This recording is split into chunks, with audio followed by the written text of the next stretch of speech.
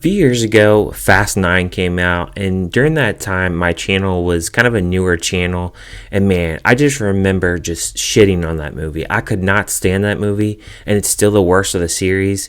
So my expectations going into Fast X, well, they were really low. So what did I think about this film? Well, stick around, let's talk about it. Dom Toretto and his family are targeted by the vengeful son of drug kingpin Hernan Reyes.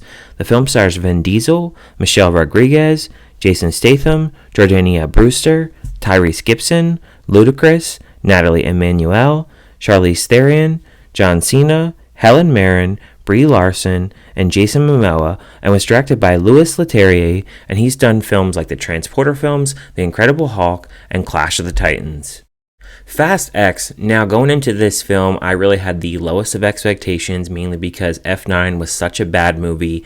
That movie really drove me crazy because there were a lot of scenes where people should be dead, a lot of crazy scenes. They went to freaking space, and the logic of that movie, it just gets really out of control. And that film, it really annoyed me of that year when it came out. So the bar was very low going into this film, but I do have to say that Fast X is a lot better than F9, and because F9 has such a low bar to really beat, this film, it did it. And starting off with the action in this film, the action is actually really good.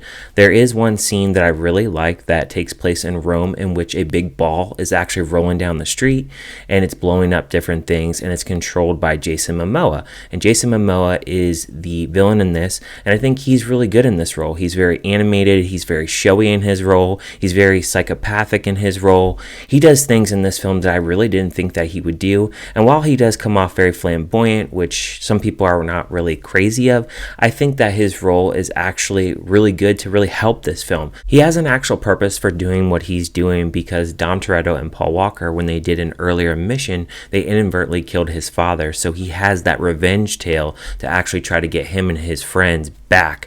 And also the fact that he wants to take complete control of the world, and that's very clear because he wants to steal certain weapons from Charlize Theron. And while that isn't a very original plot with the stealing of certain weapons to take complete control, it does make him an interesting villain, I would say. He's very much psychopathic. There is one scene that really shows that, when two guys are dead and he's actually painting his nails. Now that is pretty crazy. While the film does have a really good villain, the whole cast of characters, they're all back here, but I think because there is a huge cast here, a lot of them don't really get a lot to do. I don't know what they did with John Cena's character in here. I really didn't like how they made his character and what his character arc was in this. I felt like he was just a waste in this movie. Vin Diesel, he's absolutely dreadful in this performance.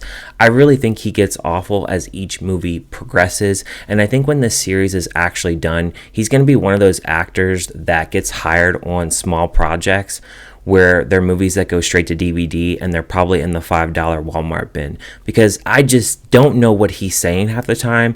He just got this, yeah, we're doing family, I can't even do his voice, but the way that he has that deep voice, and half the time you can't even understand what the hell that man is saying. We also have a lot of other characters that don't really get a lot to do. There's a lot of plots. It's very bloated, and I think because there's a lot going on, that's why there's going to be a part 2 and a part 3.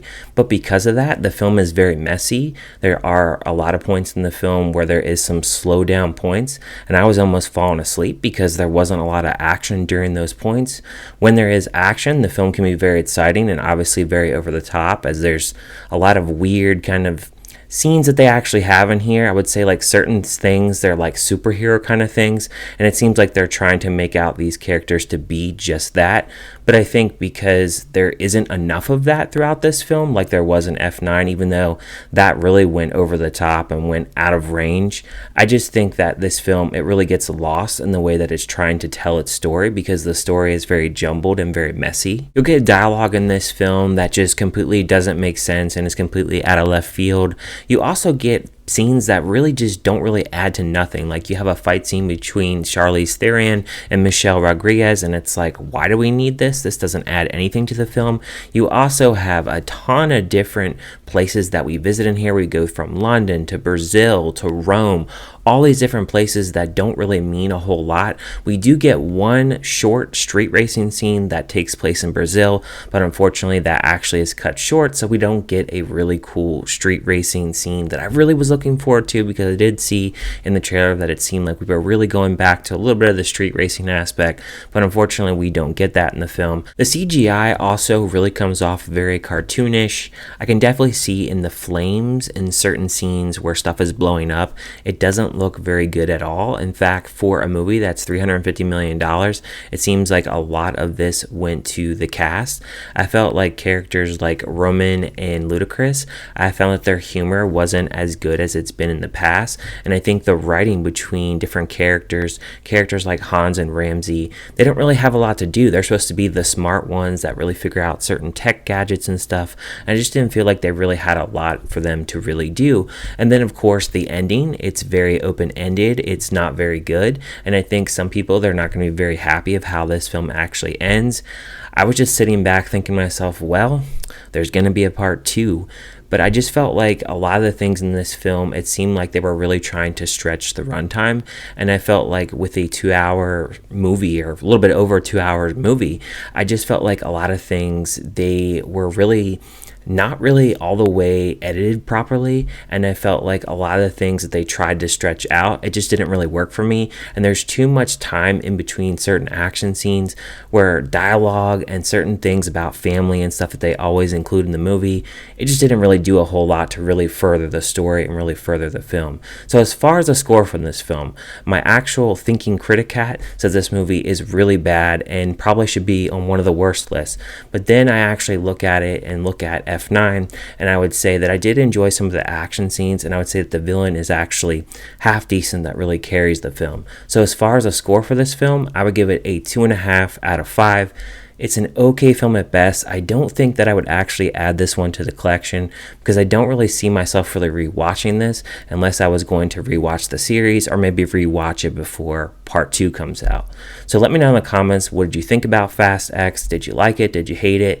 Are you even going to check it out? Some people have actually given up on the franchise at this point, which I don't blame any of y'all. Thank you guys for checking out the review as always, and I will see you guys on my next review.